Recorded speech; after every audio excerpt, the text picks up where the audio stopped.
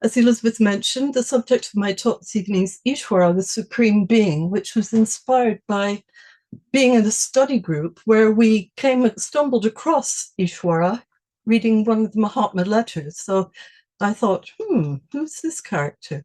Who's Ishvara? It's not something for some reason, I wasn't very familiar with. Now, Sanskrit, just to make an aside for a minute, is described as the language of the gods. And in this talk, you will hear many Sanskrit words, which may or may not already be familiar to you.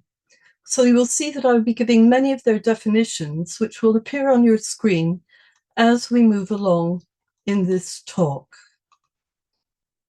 And then you might just like to let your attention fall on the mantra diagram that I've given you. And I would just like to fall still for a minute before we begin. Thank you. So once again, who is this mysterious being known as Ishvara? In the Theosophical Glossary, H.P. Blavatsky defines Ishvara as the Lord or the personal God, the divine spirit in man. Taoist Holt's glossary states that in the wisdom of the Upanishads, it is the solar logos, the Lord of any universe, of any system. And in Vedanta, it is known as the cosmic spirit, the Atman. G. de Purka in the Occult Glossary states that when its reference is had to the individual human being, it refers to the divine individualized spirit in man, man's own personal ego, and may be otherwise described as the divine ego, the child of the divine monad in man, and can also be used with reference to the Dhyani Buddha or to the immanent Christ in man. The word Ishvara consists of a combination of the ancient Sanskrit root word wish, meaning to rule, to be master of, to have power, and vara, meaning best choice or boon. So Ishvara is described as the best ruler, one who protects, the Supreme Lord, and the Supreme Being. In Hinduism, Ishvara describes the divine power and protective nature of Lord Shiva. It is also the given name to describe his consort, Parvati, his other half, who represents purity, strength, power, and protection. In Judaism, Ish is the Hebrew word for man, and Isha is the Hebrew word for woman. Islam, which originated in the 7th century, gives the name Isha to the final prayer performed in the evening. The word Islam itself means submission or surrender to the will of God. Ish is also the classical Islamic name referring to Jesus the Messiah and is mentioned 25 times in the Quran. Whether seen as a personal force for good or as a personal deity, Christians all over the world call on God when praying to this self-same supreme being known as Ishvara.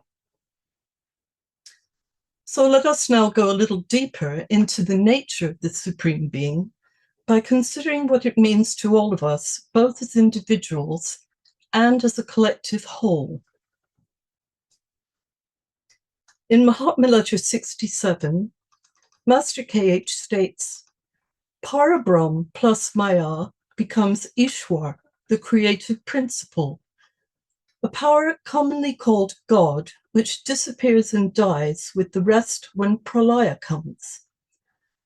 Buddhists call it Adi Buddhi, the all-pervading supreme and absolute intelligence, with its periodically manifesting divinity, Avalokiteshvara, a Manvantaric intelligent nature crowned with humanity. So we have a number of Sanskrit words appearing there, and I'm just not going to go to another slide to show you their definitions. A pralaya is usually translated as the state of latency, a state of rest between two manvantaras or life cycles. Manvantara is a period of manifestation between two manus, patrons or guardians of the race cycles. They vary enormously in terms of time and duration, much more of which can be said in another presentation.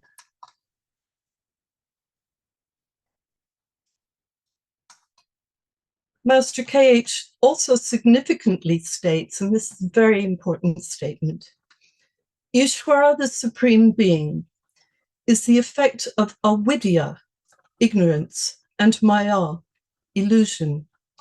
And he further states that this ignorance is based upon the great delusion of maya. Such a statement needs clarification as to the nature of avidya and maya before we can even begin to understand the true nature of Ishwara as the Supreme Being. Avidya affects everything right down to our own lives because this condition of ignorance or not knowing binds us to the reality of our true nature owing to the karmic consequences of past actions.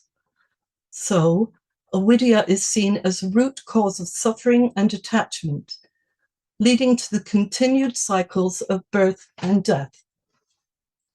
Maya is like a mirror, reflecting this ignorance, so that apart from brief moments of clarity, most of us cannot perceive the reality that lies beyond this ignorance.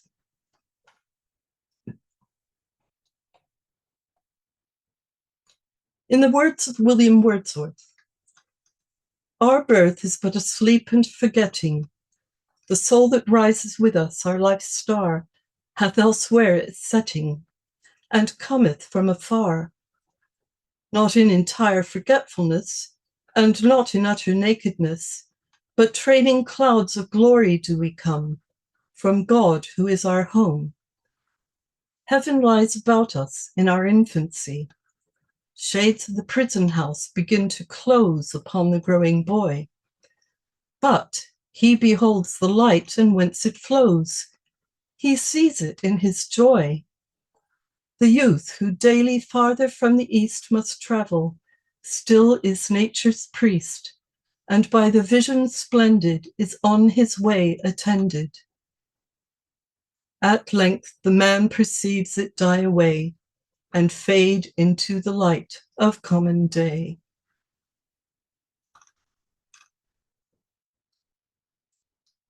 Up until the age of 7, we still identify with this sense of being timeless and limitless. After that age, this view gradually begins to narrow down as the veil of ignorance closes in around us, disguising the reality of our true nature.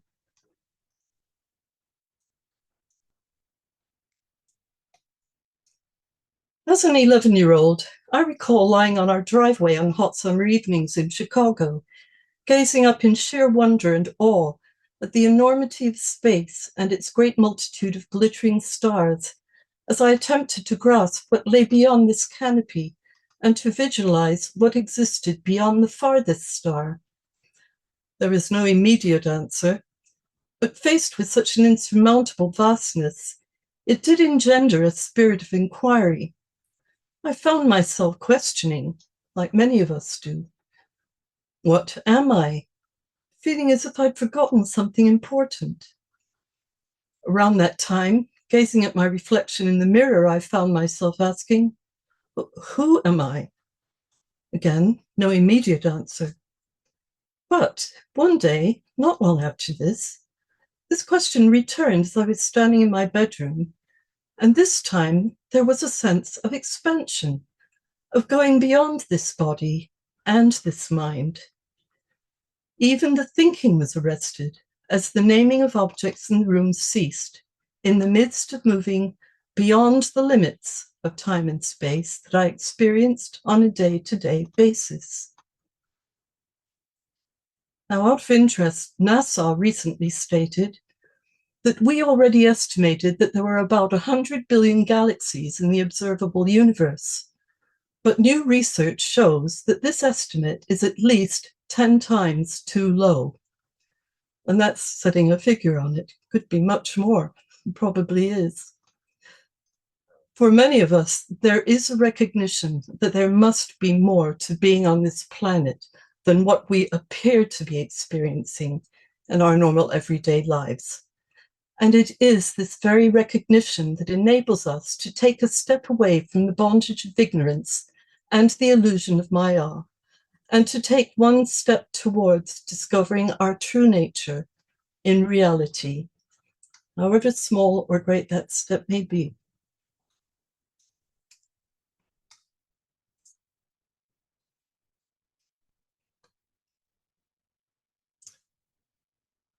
So we will now examine what Patanjali, known as the father of yoga, stated around 2,500 years ago on Ishvara in the first section of the Yoga Sutras, the Samadhi Padi he famously set down.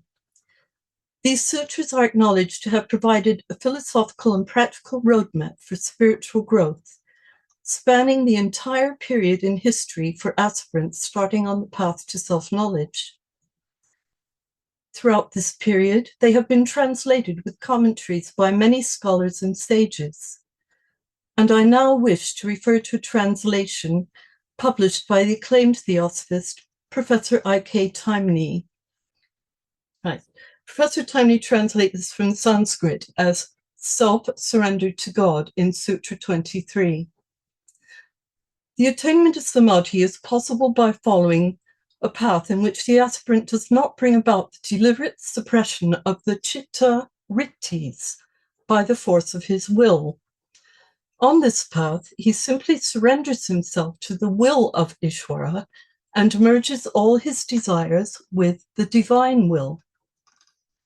In yoga philosophy, chitta vritti refers to the fluctuations or modifications of the mind, he says, often described as mind chatter or the monkey mind.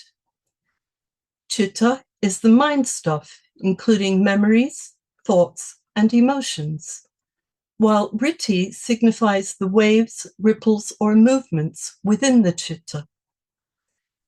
Understanding and managing these fluctuations is a central aim of yoga, as it is believed to lead to a more peaceful and focused state of mind, as a stepping stone to liberation.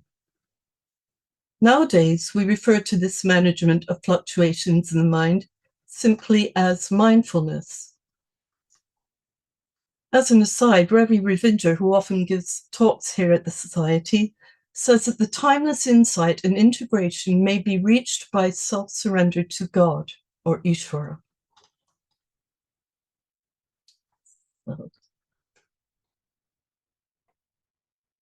Moving on to Sutra 24. And Taimni translates Patanjali Sutra as saying, Ishwara is a particular Purusha who is untouched by the afflictions of life, actions, and the results and impressions produced by these actions.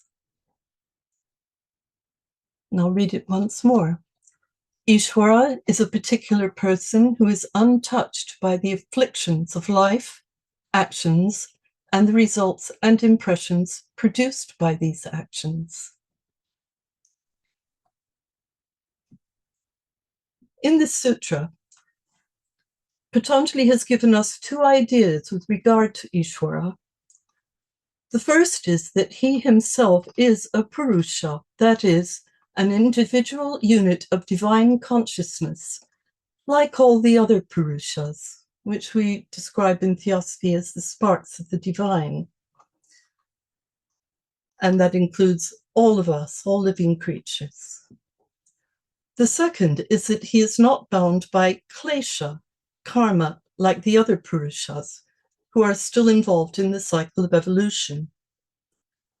It is pointed out later, the Purusha becomes free from klesha, which are mental states or afflictions, and karma on attaining kaivalya, detachment or absolute freedom, and karmasya, the vehicle through which karma works, is destroyed in his case. In what respects, then, does Ishvara differ from the other mukta purushas who have attained kaivalya and become liberated? Professor Timney tells us that this explanation sometimes given is that he is a special kind of purusha who has not gone through the evolutionary process and who was ever free and untouched by the afflictions at any time. But Professor Timney says that this is not very convincing and against the facts as they are known to occult science, a statement that's highly significant in relation to other religious orthodoxies and beliefs. He says that the explanation of this discrepancy pointed out above lies in the fact that after the attainment of kaivalya, detachment or absolute freedom, the evolutionary or unfolding process does not come to an end, but new vistas of achievement and work open out before the liberated Purusha. We can hardly comprehend the nature of this process or the work which it involves, but that further stages do exist beyond kaivalya is taken for granted in occult science, says the professor.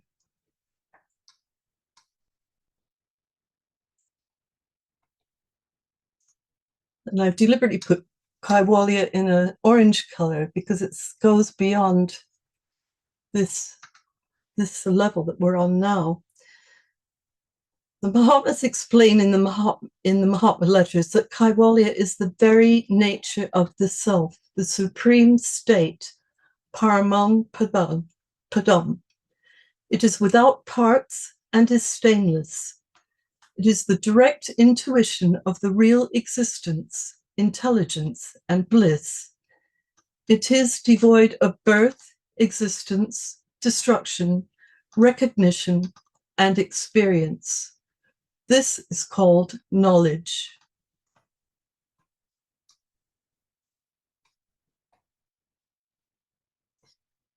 Professor Timney continues in the commentary by saying that the further unfoldment of consciousness, which takes place in the evolutionary progress beyond kaivalya, passes through many stages and culminates ultimately in that tremendously high and glorious stage in which the Purusha becomes presiding deity of a solar system. During the previous stages, he has occupied progressively higher and higher offices in the hierarchies, which govern and guide the various activities in the solar system. The offices of the Adhikari Purushas of different grades, like Buddhas, Manus, etc., form, as it were, a ladder, the lower end of which rests on the rock of kaivalya, and its other end is lost in the imaginable glory and splendor of divine consciousness. The office of Ishwara is one of the highest, if not the highest rung on this ladder. He is the supreme ruler of a solar system, or Brahmanda. So Brahmanda is the supreme ruler. It is in his consciousness in which the solar system lives, moves, and has its being. That's a very famous statement. His consciousness in which the solar system lives, moves, and has its being. The different planes of the solar system are his bodies, and the powers working the machinery of the solar system are his powers. In short, he is the reality whom is generally referred to as God. The professor goes on to say, how many further stages of unfoldment of consciousness exist between this stage and the undifferentiated ultimate reality, referred to as Parabrahman in Vedanta? We do not know. That such stages exist stands to reason and follows from the facts that the suns do not occupy fixed positions, but revolve around each other. That solar systems are parts of bigger units called galaxies, and these in their turn are parts of still bigger units called universes. Whatever the relation which subsists between solar systems, galaxies, universe and the cosmos as a whole, and their respective presiding deities, the concept of the cosmos being studied with innumerable solar systems, and each solar system being presided over by an Ishvara, is in itself a tremendously grand idea, whose truth is based not on mere poetic fantasy, but definite knowledge of adepts of occultism, Professor Timely says. And he continues, and to think that the presiding deity of each of these solar systems is a Purusha Vivesha who has passed through the evolutionary cycle like every one of us and attained to that inconceivably high level. This imparts a new significance to the idea of human evolution and places it on an entirely new basis. So what is the relation then between Ishwara of a solar system and the innumerable Purushas who are either undergoing pre-Kaivalya evolution or are still associated with the solar system after liberation? According to the Sankhya system, each Purusha is a separate and independent unit of consciousness and remains so eternally. That's important. I'll read it out again. The Purushas who are a part of the evolutionary scheme in a solar system must be quite separate and independent of the Purusha, who is its presiding lord according to this philosophy. And the Purusha is a separate and independent unit of consciousness and remains so eternally. According to occult science, the different Purushas, though separate and independent units of consciousness, are yet one and share a common life and consciousness. The consciousness of the Ishwara provides a field in which the consciousness of the other Purusha in the solar system can function and unfold. They are nourished by his life and evolve from stage to stage until they become fit to become Ishwaras of other newly created solar systems. So while they are in his solar system, they exist in him and are one with him. And yet throughout, they maintain their independent center and individual uniqueness. This coexistence of oneness and separation up to the last is one of those paradoxes of the inner life which the mere intellect can never understand and which only realization of our true nature can resolve. So I'll read that important statement again. This coexistence of oneness and separateness up to the last is one of those paradoxes of the inner life which the mere intellect can never understand and which only realization of our true nature can resolve. So we'll now move on to Sutra 25, which Professor Timely translates, "In him is the highest level of omniscience." Notice the word om creeps in at this point. This sutra gives us another idea with regard to Ishwara, the presiding deity of a solar system. To understand its significance, it is necessary to bear in mind that each solar system is considered to be a separate and to a great extent independent manifestation of the one reality corresponding with its isolation and separation by tremendous distances from other solar systems in space. We may imagine the innumerable solar systems scattered throughout the cosmos as so many centers in the consciousness of the one reality in manifestation, which is called in Sanskrit Saguna Brahman. Round each center manifests the life of the Logos or Ishvara of that solar system, much in the same way as the life of a Purusha manifests round the center of his consciousness through a set of vehicles. And I can refer there to the sevenfold constitution, which I hope many of you are familiar with. But if not, if you read the Key to Theosophy, you'll find an excellent diagram there which explains our individual Purusha's sevenfold constitution. And so it's really making comparison between what is above and what is below, that we are an exact reflection of everything that's taking place on a larger and larger and larger and vaster scale. And yet it's all one unity. So each solar system may thus be considered as a sort of reincarnation of its Ishvara, bringing into each new manifestation on a macrocosmic scale the sanskaras, and this is a new Sanskrit word for you, for some of you, which are known as etched impressions. So they're the marks we make on our lives and on the whole, right up to the solar systems and beyond. Etched impressions. So I'll just read that a little bit again. Bringing into each new manifestation on a macrocosmic scale the sanskaras, or etched impressions, of the solar systems which have preceded it.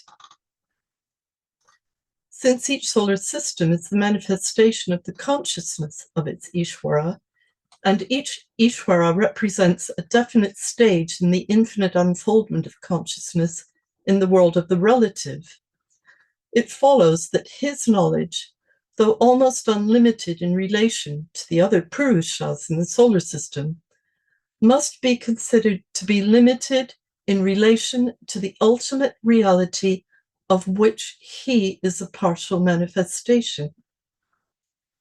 We should not forget, says Professor Timely, that manifestation always implies limitation, and even an Ishwara, he stresses, is in the realm of Maya, consciousness from that of the Nirguna Brahman, who alone can be considered unlimited in the real sense of the term. So the omniscience of an Ishvara is a relative thing and has a limit. So the word limit is important there. And it is this limit which is referred to in this sutra. I'm just giving you the definitions of the words we mentioned in that paragraph. So the Saguna Brahman is the one reality in manifestation, that which has attributes, or the guna, which are the three main active forces in creation, known as sattva, rajas, and tamas. And the sanskaras, which are the etched impressions made by all the action and activities that go on right the way through all the universes, right down from the smallest creature up to the most expansive thing that we can think of and beyond. And then Nirguna Brahman is without attributes, that which is without the guna. Now, if all this sounds like it's getting a bit much, I recommend heartily that you all get the book that Professor Timely wrote, called The Science of Yoga, which is available on Amazon. I want to mention it now in case I forget to mention it, but you can go back on all that we've just stated and perhaps reflect on it a little bit more if it seems a little bit a lot to take in. So now we're going to move on to Sutra 26. And I've chosen this diagram deliberately because it illustrates all the different religions in the world on the outside by the emblems and symbols that they represent, and all of them being drawn in towards the center where the Ishwara resides. And so it shows, it's a beautiful diagram to illustrate the connection that all the religions have with the one unity. So to read on now, Professor Timely's explanation in this sutra, being unconditioned by time, he is the teacher, even of the ancients.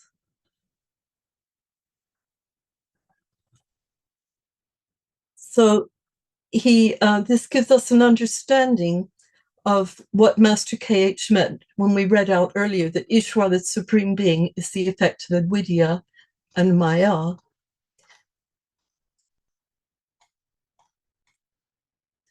Now, all the Purushas in a particular solar system or Brahmanda are undergoing a process of evolution, and the seed of omniscience in each Purusha is unfolding gradually. This unfoldment takes place slowly in the course of ordinary evolution. When yoga is practiced and consciousness begins to function on the subtler, superphysical planes, the unfoldment is accelerated to a remarkable degree, and the boundaries of knowledge are suddenly enlarged at each successive stage in samadhi.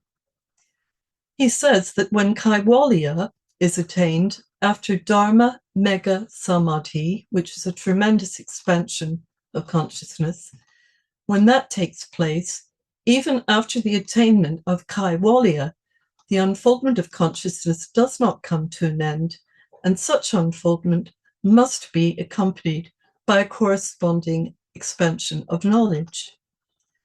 No Purusha can cross that limit as long as he is a part of the solar system that his consciousness is based on, as it were, on the consciousness of the Ishvara.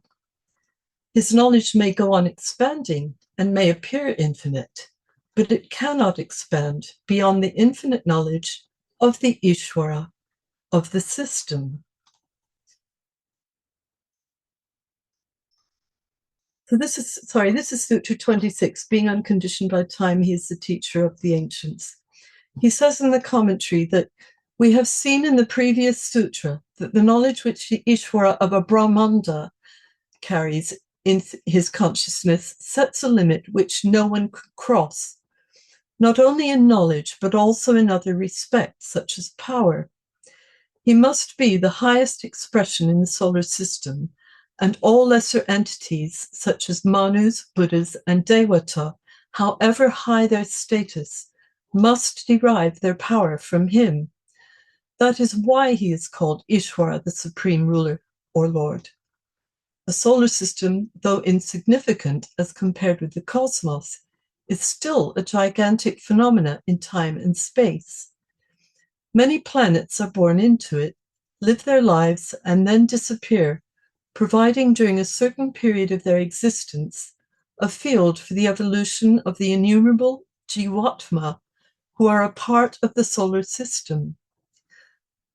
During all this stupendous period, extending over billions of years, who guides the different humanities and races who appear and then disappear on the habitable planets? Who inspires and gives knowledge to those who become the teachers and leaders of mankind from time to time? Only Ishwara can fill this role, because he alone survives and continues through all these stupendous changes. This means that he is the supreme teacher, not only gives knowledge to the higher teachers, but is also the real teacher, behind all the teachers who are trying to spread the light of knowledge and divine wisdom in the world.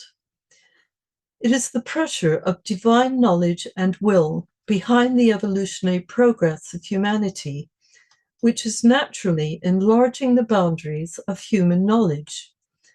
And individuals become the instruments of the supreme guru or teacher in whom all knowledge resides.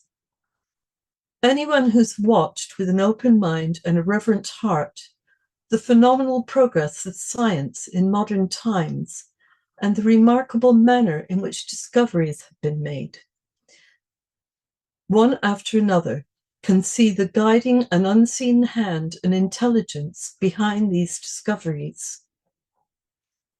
He then comments, howsoever it may be in the field of science, in the field of divine wisdom, Ishwara is not only considered to be the font of all knowledge and wisdom, but the real and the only teacher existing in the world. All great spiritual teachers have been considered to be the embodiments of the great Guru and taught in his name and through his power. So this is a statement that Professor Taimni makes regarding this relationship with the teacher. The light on the path is the light of his knowledge. The voice of the silence is his. Professor Timney then impresses on us that this is a truth which all aspirants treading the path of yoga must burn into their hearts. This is a truth which all aspirants treading the path of yoga must burn into their hearts. And the last sutra that we're going to look at this evening is Sutra 27. Continuing on from Sutra 26, he says his designator is Om. Professor Timney first explains that according to the doctrines on which mantra yoga is based, the primary manifestation of the ultimate reality takes place through the agency of a peculiar and subtle vibration, which is called Shabda, and which means sound or word. The word is not only created but maintained by the Shabda, which differentiates into innumerable forms of vibration which underlie the phenomenal world. He states that not only is matter an expression of energy, but the perception of material phenomena depends upon vibrations of various kinds, which, striking the organs of sense, produce the familiar world of light and sound, etc. The study of these phenomena by occult methods has shown definitely that perception is dependent on vibrations in mediums subtler than the physical, such, for example, as thought transference. He puts it that the foundation of the whole manifested world exists on many planes and consisting of innumerable phenomena is a tremendously complex and vast aggregate of vibrations of various kinds and degrees. These vibrations or expressions of energy not only constitute the material of the manifested world, but by their actions and interactions produce all the phenomena of the different planes, and that this is nothing as compared with the still more mysterious doctrine of occult science, according to which all these infinitely complex vibrations of innumerable variety are the expressions of a single vibration, and this single vibration is produced by the will of the mighty being who is the presiding deity of the particular manifested world, whether this world be a solar system, a universe, or the cosmos. He states that this tremendous primary and integrated vibration, from which are derived all the vibrations in manifestation, is called Shabda Brahman, the ultimate reality in its aspect of sound, and that the ultimate reality carrying within itself the sanskaras of previous manifestations differentiates on manifestation into two primary and complementary expressions. One, a composite integrated vibration called Shabda Brahman, and the other, an underlying integrated consciousness called Brahma Chaitanya, that is, the reality in its aspect of consciousness. These two expressions are complementary and mutually dependent, since they are the dual expressions of the one reality and appear or disappear simultaneously. From this primary relationship of vibration and consciousness existing on the higher levels of manifestation flows the relation of these two on all the planes of manifestation down to the physical, so that when we find that wherever there's a manifestation of consciousness, there is a vibration associated with it, whether we are able to trace it or not. Not only are vibrations and consciousness so intimately and indissolubly connected, but there is a specific relationship existing between each kind of vibration and the particular aspect of consciousness which it could give expression to, so that each kind of vibration is matched, as it were, by a corresponding state of consciousness.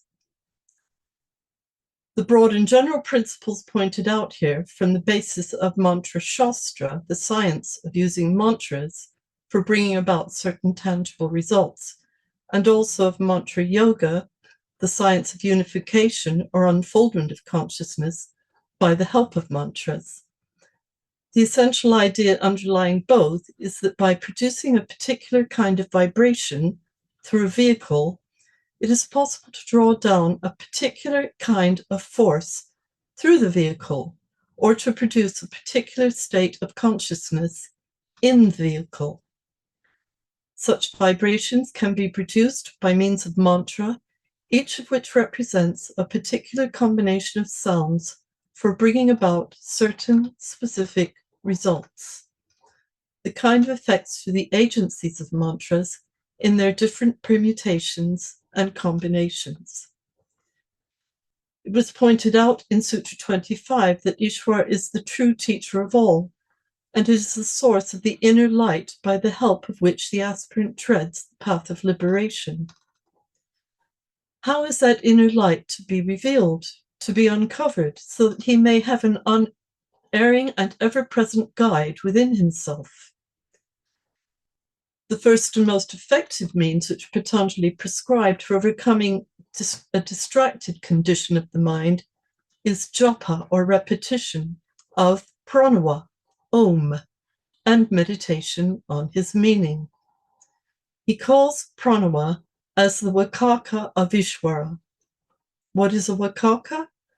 The literal meaning of Vakaka is name or designator, but in mantra yoga it has a specialized meaning and is used for a name which has the power which is used in a prescribed manner of revealing the consciousness and releasing the power of a devata or divine being. A Vakaka is a name which has a mystic relationship with the Vakya, the entity designated, and has inherent in it the power of revealing the consciousness and releasing the power of the individual for whom it stands. Such a Vakaka is Om. It is considered to be the most mystical, sacred, and powerful mantra by the Hindus, because it is the Vakaka of Ishvara, the greatest power and the supreme consciousness as far as our solar system is concerned.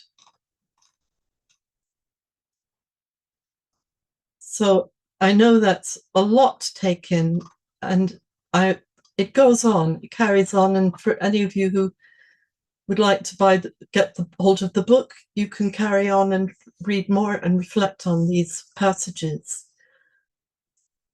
Just before we come to the end, I'll just give you another run through some of the words that we had in that last description. Shabda, the sound or the word. Shabda Brahman, the ultimate reality in its aspect of sound. Brahma Chaitanya, the ultimate reality in its aspect of consciousness. Akshara, an eternal power. Japa, repetition. Pranava, Om. Vakaka, name or designator. And Vakya, the designated entity.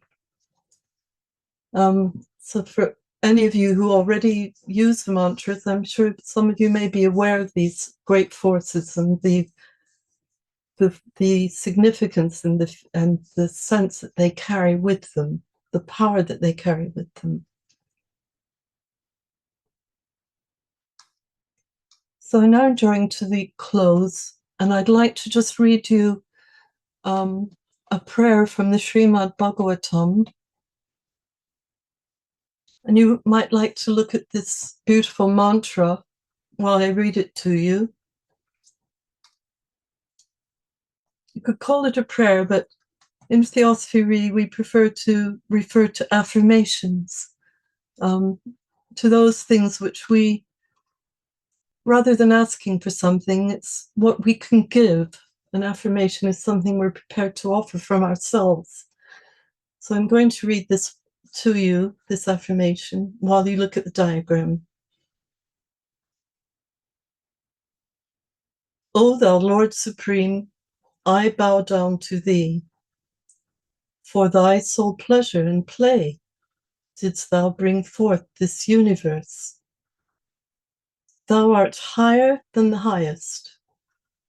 Who can sing thine infinite glory? Thou art the innermost ruler of every heart.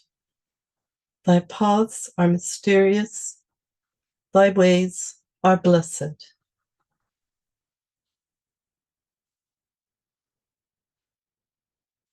Om Tat Sat. Thank you.